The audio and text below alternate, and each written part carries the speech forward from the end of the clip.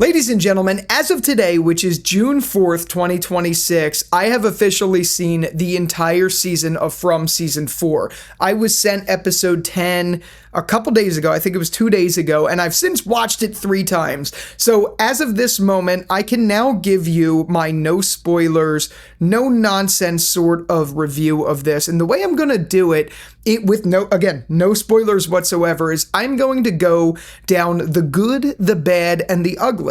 And I have my handy dandy little iPad here so that I can keep myself on track while not making any cuts, because I want to keep this more conversational today. So now that I've seen the whole season, a few things before we actually get into my feelings overall. This is definitively my favorite season of the show. Hands down, point blank, period.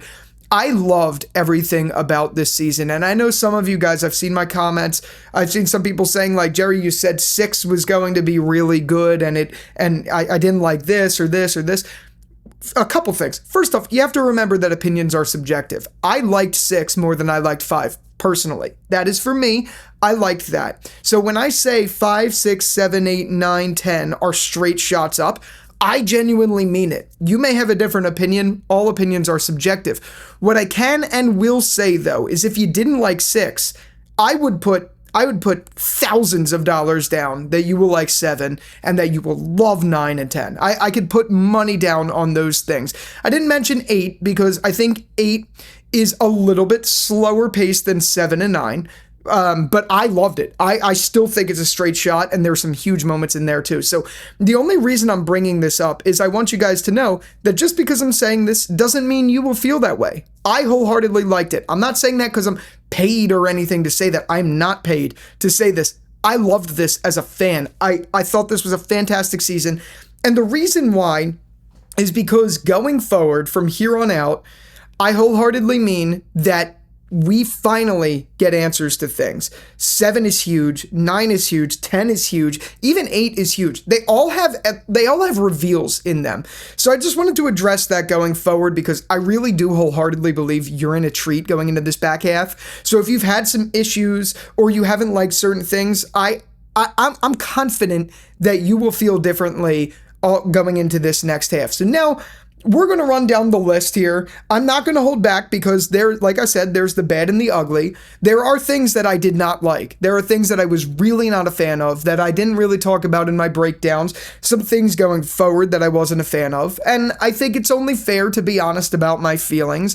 But again, with that reminder, this is still my favorite season, period. So even if there are things that I think are in the ugly category or things that I disliked, where it goes, I think is outstanding. I genuinely loved every bit of it. So there's that going in. So we're going to start with the good. And again, if you see me looking down, I'm looking at my list. So I think this is the best season of the show in a lot of ways.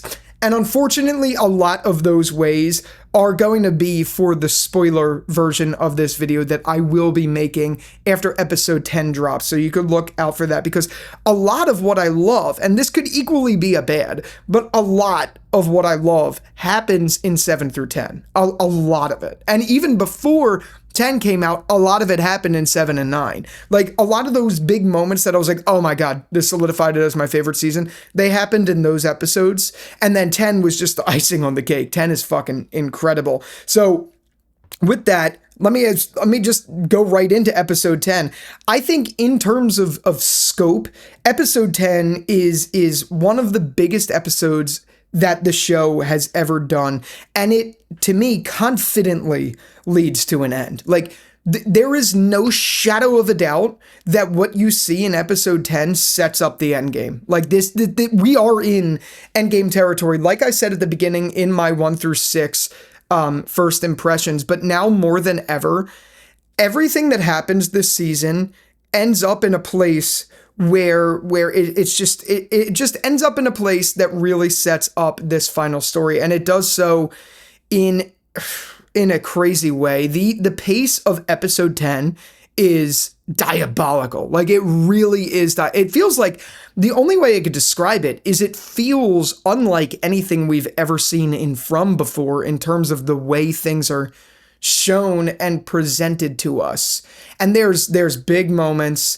I do think it also leaves us on a a cliffhanger that isn't, I don't know that I would say is as like, okay, let me put it this way.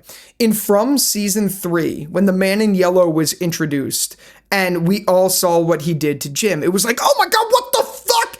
And that's how the season ends.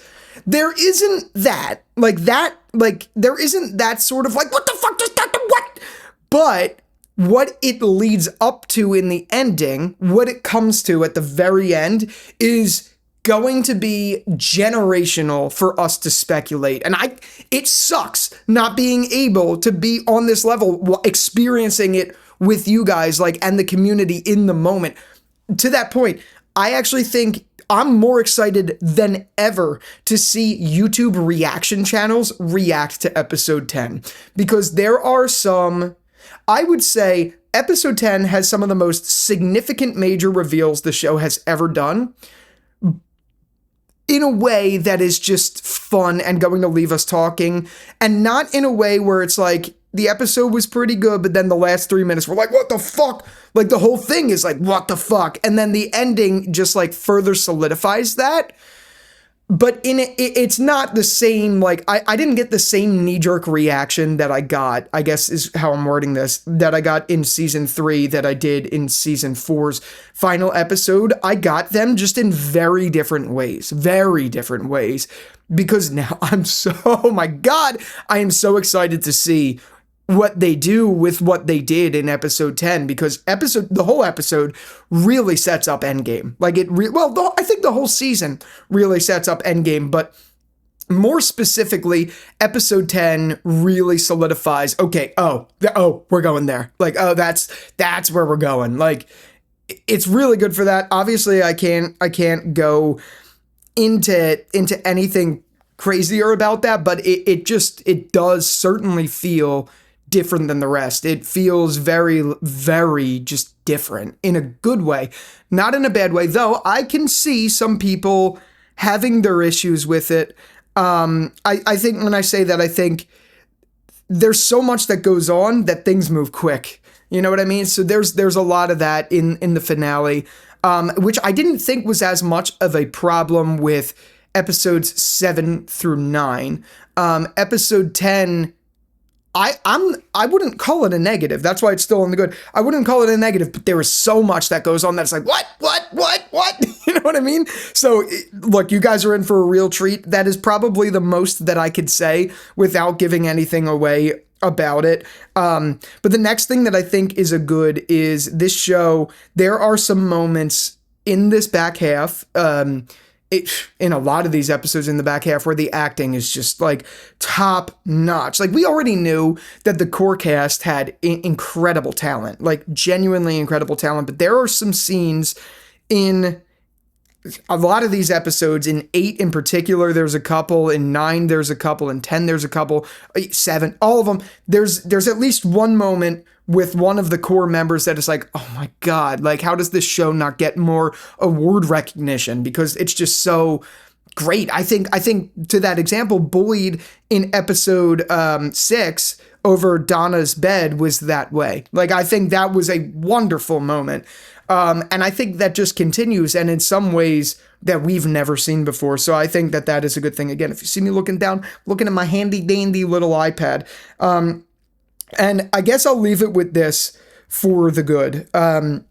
If there is anyone by the end of episode 10 who says that the show is not giving answers, then I think you should just stop watching the show. I'm just being honest, and I don't say that as a deterrent. I say that because there will be people saying that. I know for a fact, based off of what I've seen, I know for a fact there are going to be people who are like, well, they didn't tell me this, they didn't tell me this, they didn't do this. Guys, they are never going to spoon feed you everything. That will never, ever be the case. They will leave breadcrumbs that will never get answered. And there's equally a part of this that goes into the bad, because like I said, I know people will say this.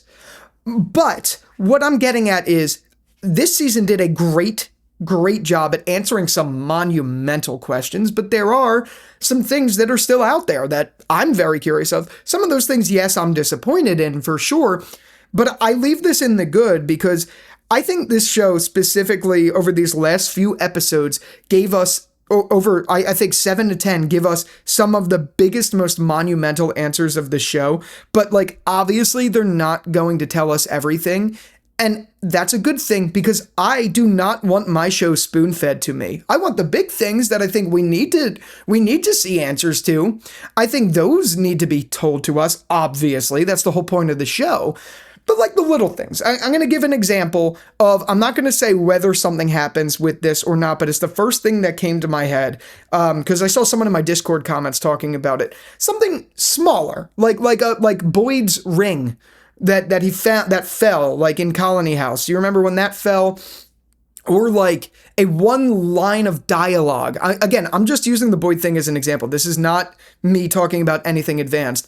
Or like one line of dialogue that's like, oh, why'd they say that? Like, no, we're not going to get those answers. Those are small things. Like, yes, okay, you could argue, like, in a sense, again, I'm not talking about future knowledge, but you could argue that like Boyd's ring is like a bigger deal.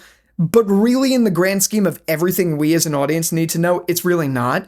And I actually think those little details are good to leave open to our interpretation. So if you have a problem with that, which I know for a fact there will be some of you by episode 10 that has a problem with, like, oh, the show's just giving more questions and not giving any answers, then I'm just going to be honest. I don't really think this show is for you, because it's never going to answer every question you have. So, like I said, rest assured, this season does a lot with this back half. 7 has a gigantic reveal. 8 has a big reveal. 9 has a fucking monumental reveal. And 10 has a monumental reveal. So, actually 10 has multiple monumental reveals. So, going into this back half, I think you will be treated with getting answers to questions, but please do not expect that every question you have will be answered. There is a plenty on the table for me that I wanted to see that I didn't see. So there is that. So I'm going to jump now. That's my good. That's my good. There's so much more good that I could talk about, and I'd be here a lot longer than the 12 minutes I've been here talking about it. But now we're going to move on to the bad. And I have to preface this, for those of you watching, I have to preface this again.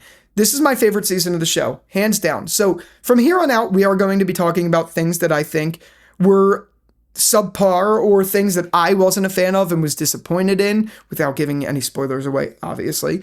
And I just want to say again, this is coming from a place of love for and admiration for the show, and things that I wished we'd see that we didn't, or things that just bothered me that I want to talk about, or whatever. So unfortunately, like I said, I have to be honest, and now that I've seen the whole thing, there are certainly moments that I am disappointed in, but most of those include, to the point that I just mentioned about things not being answered, most of those disappointing elements are things that didn't get resolved this season. I can't go into specifics of what they are. You will know by the time you get to episode 10, but there are things in this season that just don't get resolved at all, or there's no mention to again, that are monumental big things. And they're not the same monumental big things like the big premise of reveals that I'm talking about. They're just big things that were addressed a lot in the season that didn't go anywhere. That confused the fuck out of me. I'm not going to lie. It's like, why would we have seen this if it didn't mean anything? Or why are they spending so much time with this and it doesn't mean anything? There are 3 examples offhand that I could think of that are very blatant and glaring to me that are like that, which again, I can't talk about, and I'm not going to talk about, but that's just one of the biggest things to me, is I think that there is things that is left out that shouldn't be, that it's like, what the fuck? Well, we have answers to these things, but why didn't this get touched at all again? I thought that was really weird. There are certain storylines in there that I think were given too much screen time that don't amount to anything either. I don't want to say the examples that I'm thinking of, because I don't want to teeter anywhere near spoiler territory, but there's a specific example that I'm thinking of that it didn't amount to anything to justify the amount of screen time that we had with it. Well, there's actually 2 that I could think that are like that, but one's at least more intriguing than the other. The one that I'm in my head thinking of right now is very disappointing to me because we spent so much time focused on it for it to go nowhere. And it's like, well, why did we have to sit through these moments with it? All for a little bit of drama or something like that. I'm not going to say what they are. But the one thing I have to say about these being in the bad is the tough part about me putting these in the bad is I haven't seen how the show ends. So I don't know if these come back. This show has done such a wonderful job with bringing big elements back around later into the forefront. So I'm honestly confident that we will see the answers to the things that I'm disappointed we didn't see in season 4. But it does feel a little jarring as an audience member and a fan of the show to not get answers to things that we spent so much time focusing on in this season. So there is certainly that, but I do have confidence that we will at least see some of that going forward. So now the other thing, now I forgot to mention this in the good, this is a strong good, is Julia Doyle as the Man in Yellow, or Sophia, I should say, is such a strong positive. I just want to say that I'm not going to spend too much time on that. I love the idea of there being an imposter, and I love that that imposter is a young girl who people wouldn't suspect because she came in with her dad, apparently, and is heartbroken, and that's how she came into the town. I love that. I think that premise alone beats the concept of a Man in Yellow, and I've said this in many videos that I've made at this point. But unfortunately, Douglas Hughes and the concept of the Man in Yellow are so fucking strong because that figurehead, that creepy black-eyed guy in the yellow suit that's covered in muck and dirt, that is enthusiastic and fun. I'm very disappointed that we didn't see more of him. Not to say that, not in the slightest, to say that I think Sophia is a bad thing, because I don't. I think, actually, I genuinely believe, and that's why I'm a little annoyed I didn't bring this up in the good. Julia Doyle is, I think, like, stealing the season this season. Such a fucking good job. She's doing so well, and I think Sophia is such an intriguing, interesting dynamic that this show has. But, like, when I think about like horror icons, you know what comes to mind? Like right now, Freaky Nikki comes to mind from Obsession, or Art the Clown, or Chucky, or whatever. When I think about horror icons, I think the Man in Yellow had a space in that category. So to me, it's very, very unfortunate to see that we barely see him. That is extremely unfortunate. And more or less in that, I'm not as much talking about what comes later. I'm talking about what we've seen up to episode 6 at this point in time, and even beyond. I think it is a real shame that figurehead doesn't show himself as much as Sophia is there. Now, again, that is equally a pro, because I think Sophia is fucking incredible, and I enjoy that story. And like I've said many times, and even in the beginning of this, the concept of Sophia is stronger than the concept of a Man in Yellow, in my opinion. But that figurehead that was the Man in Yellow is so hard to ignore that it really is a shame. And to that point, I think 7 through 10 are the best episodes of the show, of the whole show. I love this back half so much. I loved 6. I know you guys didn't agree with me. I loved 6 and I loved 5. I think from 5 to 10 is like a generational run, but more specifically, 7, 9, and 10 are like top notch. But because it's in the bad, I am very disappointed that it took that long to get to some of those big crazy things that happen in 7, 8, 9, and 10, because those episodes are fucking bombastic. 8 isn't as much, but 7, 9, and 10 are insane. And it's like, I thought the whole selling point of this season was this being the Man in Yellow's favorite part. And I don't think that really came out strongly until the very end of the season, like 7 through 10. So I would say that is a bad, only because I think the brakes being pumped on episodes 3 and 4, and then 6 a little bit for some people, not for me, but for some people, I have to put that in the bad. I have to put that in the bad. I love what they do. So I'm not saying what they do is bad.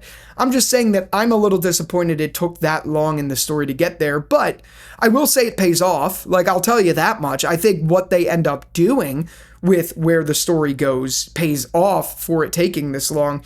It's just a shame that it took that long. Like, I guess with that, what I will say is I think it took a little too long for Sophia to really become like, oh, she's a problem. Like, she was always a problem, and we knew that. But, like, you'll see what I mean. I can't elaborate, but you'll see what I mean.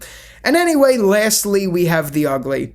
And I only have one thing in The Ugly right now.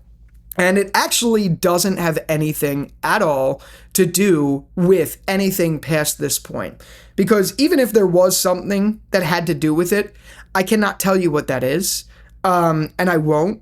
So I'm going to leave my feelings because I actually wrote these when I wrote The Ugly. For this, I started writing my The Good, the Bad, the Ugly video. I started writing that each time I watched a screener. So if I had something I didn't like or really didn't like, I put it in here. And now that my opinion is set, my one note that is in The Ugly that hasn't changed since episode 6 that I can now talk about because we're here in this video is Donna. And as you guys know, I love Donna. Donna is my favorite character by far. But I feel like her arc this season has been really amounted to not much. And that's okay in and of itself because I think what they've started to do with Donna was turn her into a more motherly figure to Ethan and Julie. And that's okay if that's where her arc goes. I'm all for that. I'm cool with that. The problem is when you didn't have too much going on with her character in the first half, and then you give her 2 near-death experiences in 2 episodes back to back. And then for the people that watched it publicly, you give a 2-week break in between those episodes, or a 1-week break in theory between those episodes. But even without the break, for me watching episode 6, I was very disappointed. That's not to say I didn't think the heart attack story was great. I loved the heart attack story. I actually thought it was really good. I really thoroughly enjoyed it. It's just, like, okay, the only way I could describe this to people, and again, this is not in the slightest bit a spoiler for what is to come with Donna's character. This is not where I'm going with this because I wrote these notes specifically up to 6 about Donna. But this reminds me of the Glenn dumpster fakeouts. For those of you who've watched The Walking Dead, you know what I'm talking about. It reminded me of that, but a little bit differently because the first one wasn't really that big of a fake out where she gets strangled and then they stop her. That wasn't really a big fake out. Like, we knew in the end of the day that it was gonna be okay. But the bigger fake out was the fucking roller coaster that was episode 6. I loved it. I loved narratively what it did for our characters, especially for Boyd, and I loved that it was a celebration of Donna.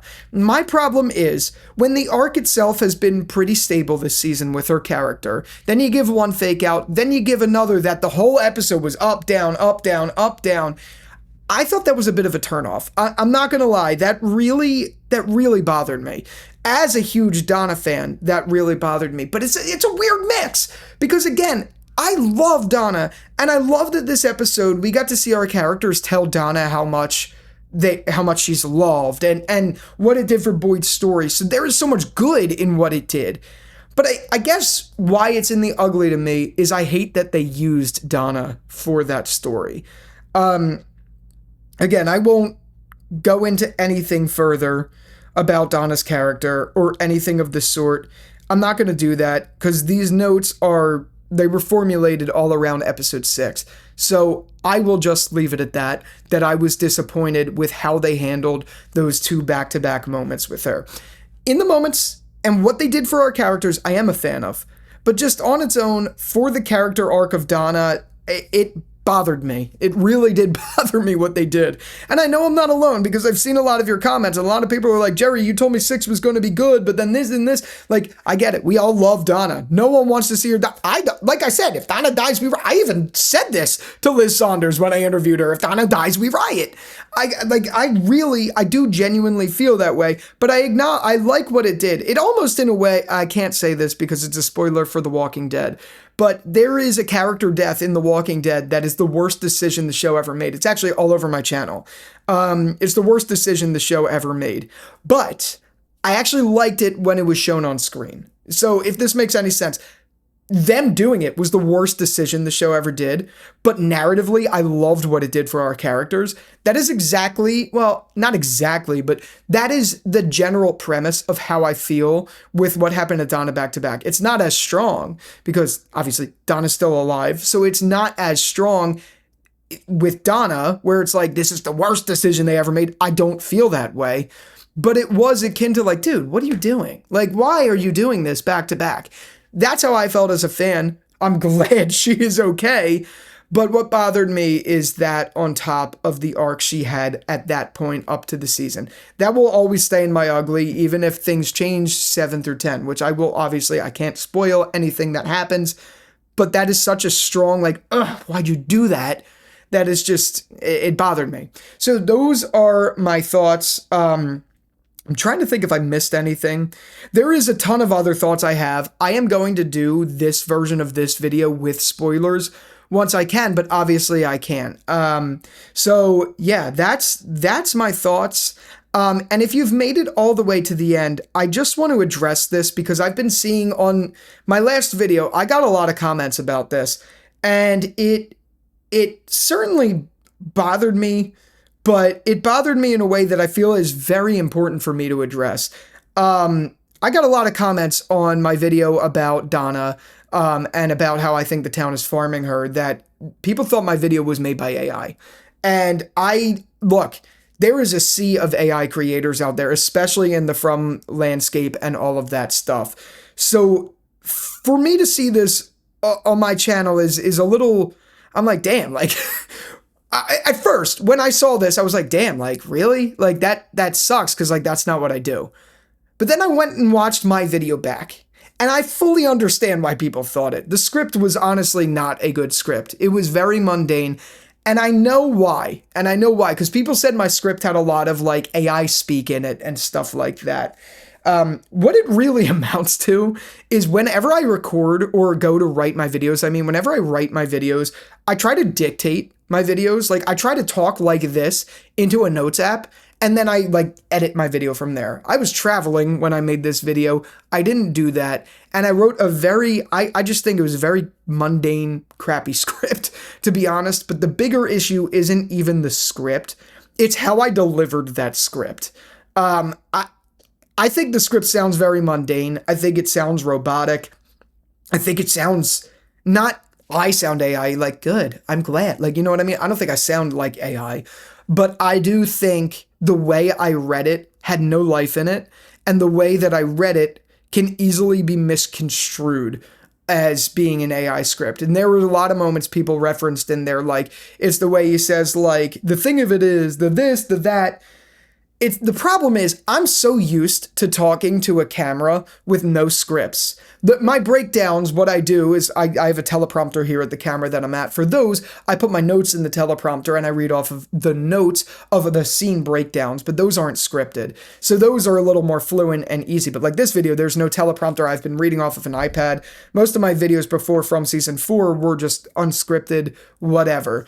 But this season, I tried my hardest to go deep into scripted content in a very short period of time that I had, and I'm not really good at delivering scripted content yet. It's one thing that I haven't really mastered. I think, personally, and not to toot my own horn, I think I've mastered this. I think I've done really well at talking to a camera with no script and just speaking fluidly because I feel like I'm talking to a friend. I have not mastered reading a script for a video essay off of a teleprompter. And to that point, I haven't mastered the concept of writing them either. My only reason for bringing this up is AI does not have a place on this channel in the space of creating the scripts or even editing. The only thing I do with editing with AI is something called Gling, which saves me so much time.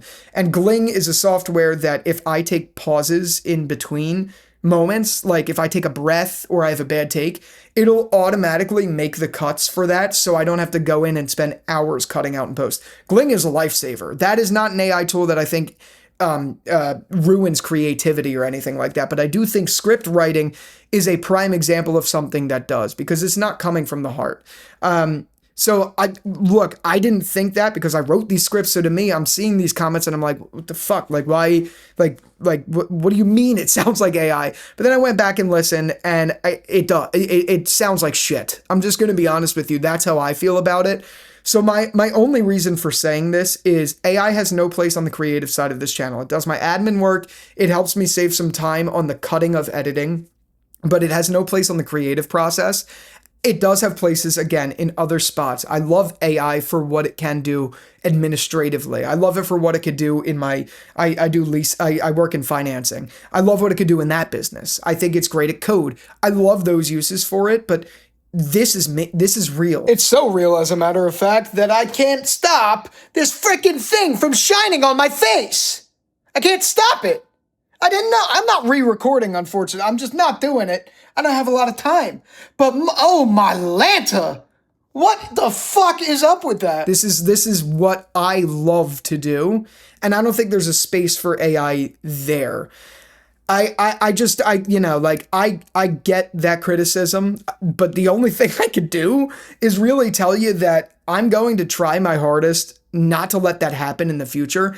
Unfortunately, if that is the case, where my videos seem that way or feel that way or whatever, I had to batch record all of my From content. So 7, 8, 9, 10, those video essays, unfortunately, if you felt that they sound that way, I don't think these are going to really change the game. But now in present time where I can tell you and talk to you about this, I just want to address that I will try my hardest to work on how I present those scripts and how I write them too, to be much more conversational, or at least maybe just do an outline instead of actually reading word for word, which I have been doing, because I think it really shows when I do.